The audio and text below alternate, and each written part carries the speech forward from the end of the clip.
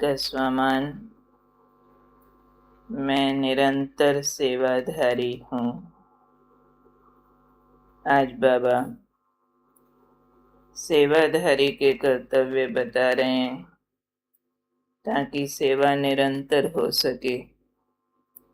सेवा से मेवा मिलता, सेवा पाप काटती है, पुण्य जमा करती है, सेवा से भाग्य जमा होता है।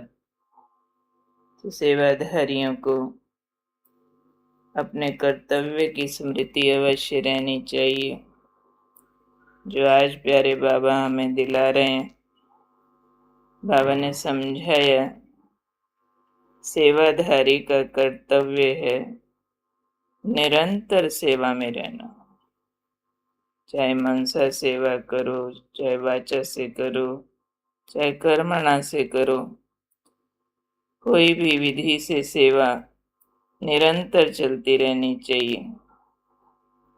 जो सच्चे सेवाधारी हैं वो कभी भी सेवा को अपने से अलग नहीं समझते। अगर एक सेवा चूज करें कि मैंने वाचा से करनी है या कर्मणा से करनी है तो टाइम लिमिट होगा ना। लेकिन तीनों में से कोई प्रकार करो तो सोए हुए भी कर सकते हैं। मनसा से निरंतर हो सकती है।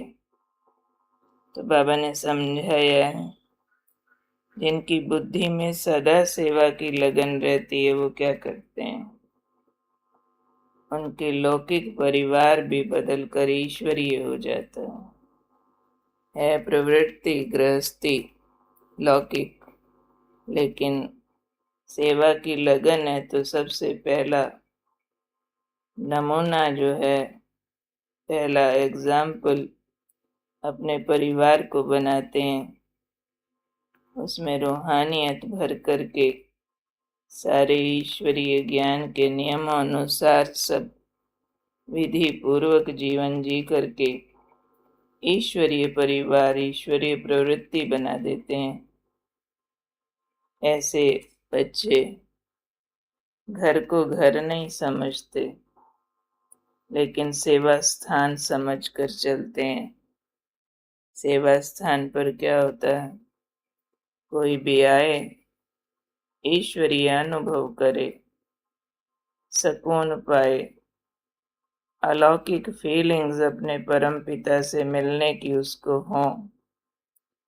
ऐसे सेवाधारी बच्चों के परिवार भी ऐसे बन जाते हैं, जो आए उसको सांसारिकता का आकर्षण न हो, मोह ममता वस्तु पदार्थ के लगाव के व्यवहार में न हो।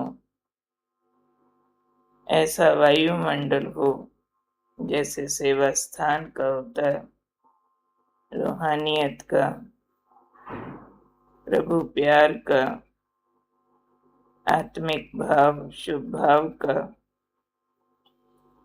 तो बाबा ने इसके लिए समझाया, सेवाधारियों का मुख्य गुण त्याग है। तो जो त्याग वृत्ति वाले होंगे, रियल सहज भाव से त्याग किया हुआ है सांसारिक आकर्षणों का, तो त्याग वाले प्रवृत्ति में भी तपस्वी मूर्त होकर रहते हैं।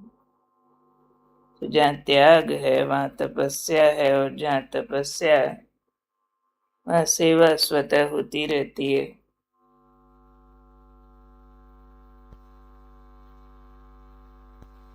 तो कौन हूँ आज मैं?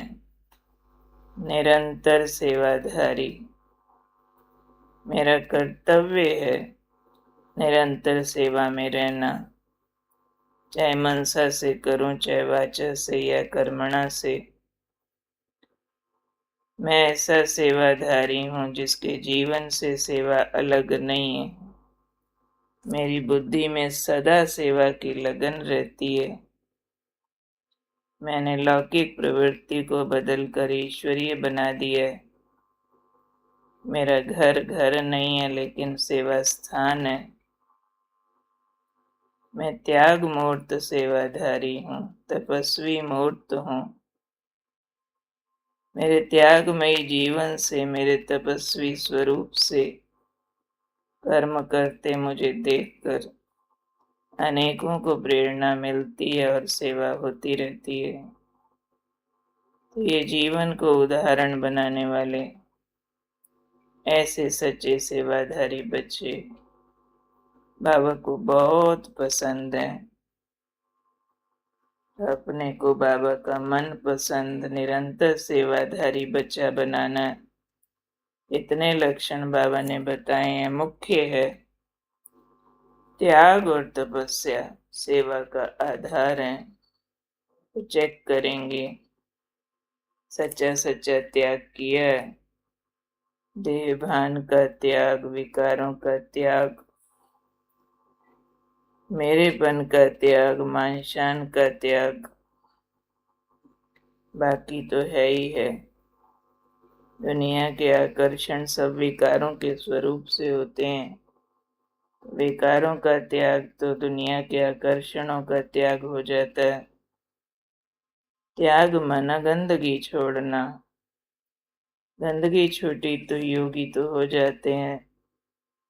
तपस्या हमारा स्वभाव बन जाता है। जब गंदगी छूट गई तो शुद्ध स्वरूप तपस्या है। मन बुद्धि रूहानियत की तरफ लग जाता है।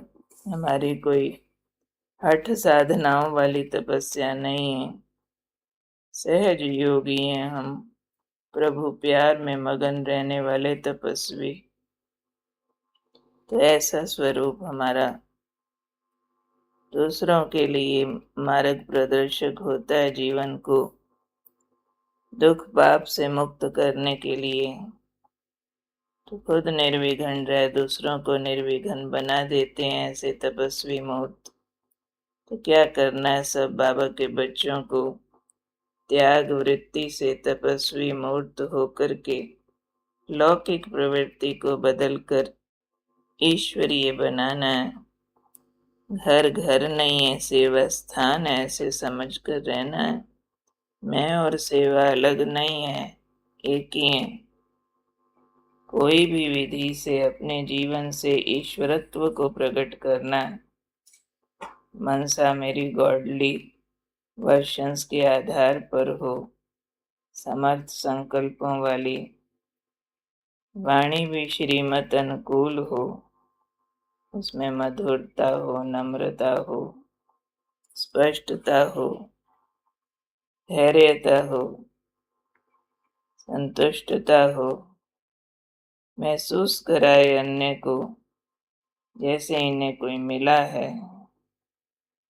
प्रभु प्यार झलकता हो वाणी से, समर्पण भाव झलकता हो वाणी से, और कर्मणा हमारी दिव्य गुण युक्त हो, न्यारे प्यारे कर्म हो, निश्चिंत निर्भय सत्य की अथॉरिटी स्वरूप कर्म हो। तो याद रखेंगे मैं निरंतर सेवाधारी हूँ। मनसा वाचा कर्मणा से सेवा कर, त्याग वृत्ति से तपस्वी मूर्त होकर लौकिक प्रवृत्ति को ईश्वरीय बनाने वाला कौन? निरंतर सेवाधारी। ओके।